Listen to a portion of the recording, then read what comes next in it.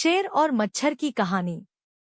जंगल के राजा शेर को अपनी शक्ति पर बड़ा घमंड था। वह स्वयं को सबसे शक्तिमान समझता था, इसलिए जंगल के हर जानवरों पर अपनी धौंस जमाता रहता था। जंगल के जानवर भी क्या करते, अपने प्राण सबको प्रिय थे, इसलिए न चाहकर भी शेर के सामने नतमस्तक हो जाते।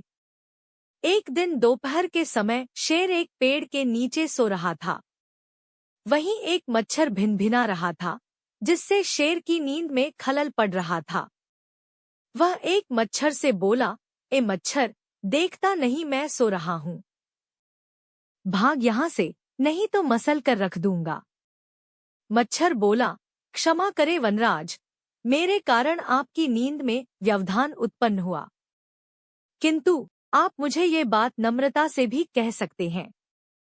आखिर मैं भी इस धरती का जीव हूँ। अच्छा, तो तू छोटा सा मच्छर मुझसे जुबान लड़ाएगा? और क्या धल कहा मैंने?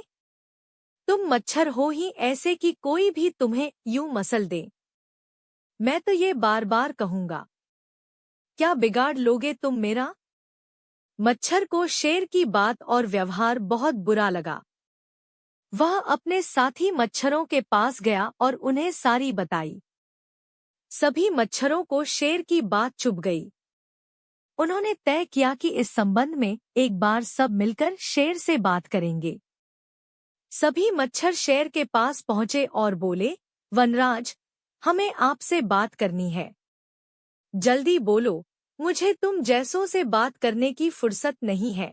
शेर बोला, वनराज, आप होंगे बहुत शक्तिशाली, किंतु इसका अर्थ ये कतई नहीं है कि आप अन्य जीवों और प्राणियों का मजाक उड़ाएं या उन्हें नीचा दिखाएं।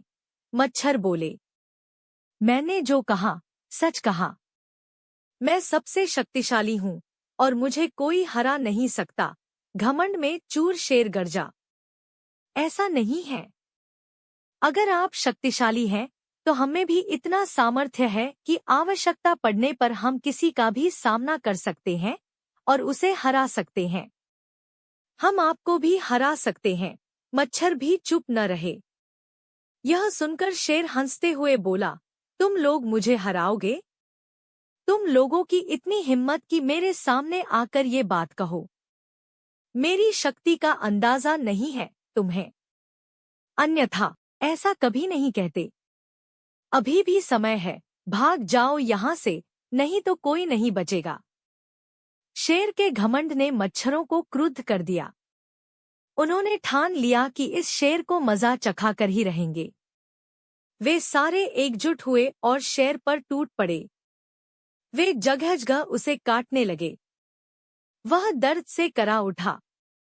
इतने सारे मच्छरों का सामना करना उसके बस के बाहर हो गया। वह दर्द से चीखता हुआ वहां से भागा, लेकिन मच्छरों ने उसका पीछा नहीं छोड़ा। वह जहां भी जाता, वे भी उसके पीछे जाते और उसे काटते। आखिरकार शेर को झुकना पड़ा। उसने हार मान ली। वह मच्छरों के सामने गिड़गिड़ाने लगा, मुझे बख्श दो, मुझसे गलती हो गई। जो मैंने तुम्हें तुच्छ समझकर तुम्हारा मजाक उड़ाया और तुमसे बुरा व्यवहार किया। आज तुमने मेरा घमंड तोड़ दिया है। अब मैं कभी किसी को नीचा नहीं दिखाऊंगा। मच्छरों ने शेर को सबक सिखा दिया था, इसलिए उन्होंने उसे काटना बंद कर दिया। वे बोले, घमंडी का घमंड कभी न कभी अवश्य टूटता है। आज तुम्हारा टूटा है। घमंड करना छोड़ दो, अन्यथा एक दिन ये तुम्हें ले डूबेगा।